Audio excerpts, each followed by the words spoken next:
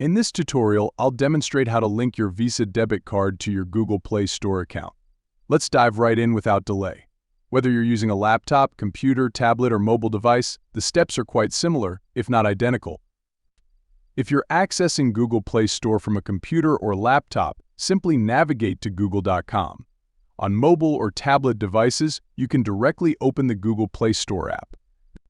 Once you're on the Google Play Store interface, regardless of the device, locate and click on your profile icon positioned in the top right corner. Next, select Payments and Subscriptions from the drop-down menu.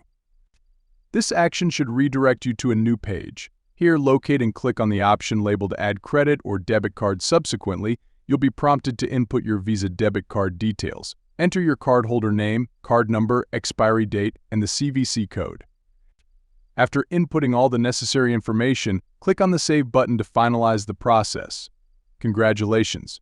You've successfully added your Visa debit card to your Google Play Store account. Thank you for tuning in, and until next time, peace out.